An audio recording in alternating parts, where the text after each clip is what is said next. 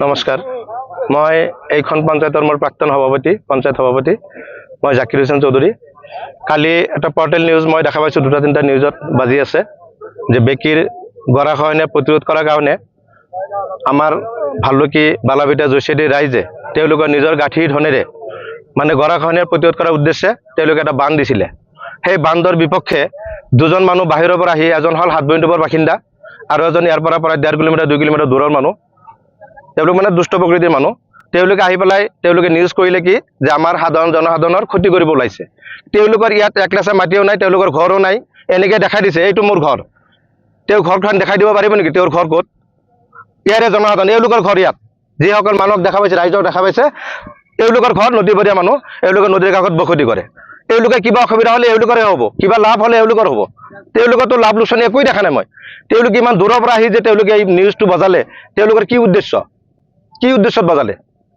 আচলতে ৰাইজে বালাভিটা ভালুকি জয়ছেদী ৰাইজে তেওঁলোকৰ পকেটৰ পৰা ধন খৰচ কৰি বাঁহ চাহ দি তেওঁলোকে নিজে পৰিশ্ৰম কৰি যাতে গৰাখহনীয়াটো প্ৰতিৰোধ, নদীৰ পূবপাৰৰ গৰাখহনীয়া যাতে প্ৰতিৰোধ কৰিব পাৰে, তেওঁলোকে যাতে বিস্তৰ ক্ষতি নহয় তাৰ উদ্দেশ্য ৰাখি তেওঁলোকে কি কৰিলে, ৰাইজে এখন এপ্লিকেশ্যন দিলে বিভাগীয় কৰ্তৃপক্ষৰ ওচৰত।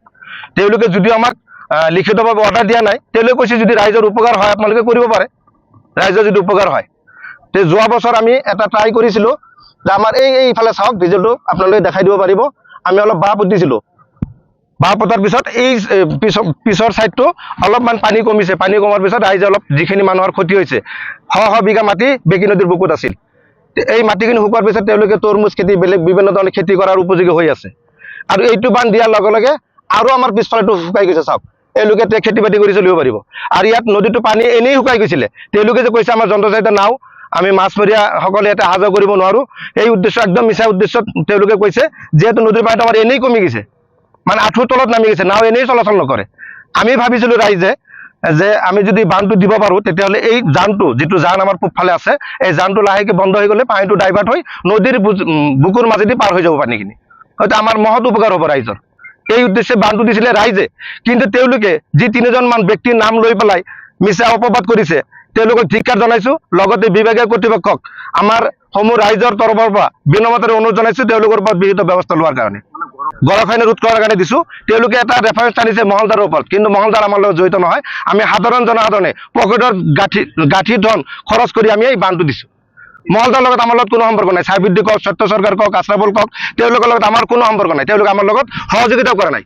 সাধাৰণ জনসাধাৰণে আমাৰ ৰক্ষাৰ্থে, আমাৰ সম্পত্তি ৰক্ষাৰ্থে, ঘৰ দুৱাৰ ৰক্ষাৰ্থে আমিহে এই বান্ধটোৰ ব্যৱস্থা কৰিছিলোঁ। চৰকাৰক আমি মাননীয় অসম চৰকাৰৰ মাননীয় মুখ্যমন্ত্ৰীক, লগতে বিভাগীয় কৰ্তৃপক্ষক আমি এই অঞ্চলৰ সমূহ ৰাইজৰ হৈ বিনম্ৰতাৰে অনুৰোধ জনাইছোঁ, তেওঁলোকে যাতে আগন্তুক দিনত আমাৰ যিটো এটা পাৰ্ক বানৰ ব্যৱস্থা কৰে গৰাখহনীয়া প্ৰতিৰোধ কৰাৰ কাৰণে। লগতে আমি যিটো গাঁঠিৰ ধন খৰচ কৰিছোঁ, চৰকাৰে যাতে আমাৰ ফালে অলপ সুদৃষ্টি দিয়ে, যাতে আমাৰ বান্ধটো হয়, হোৱাৰ পিছত যাতে আমাৰ এই বসতিটো মাটি, আমাৰ যিটো ৰেভিনিউ ভিলেজটো যাতে ৰক্ষা পৰে, তাৰ কাৰণে আমি সমূহ ৰাইজৰ হৈ অনুৰোধ জনাইছোঁ।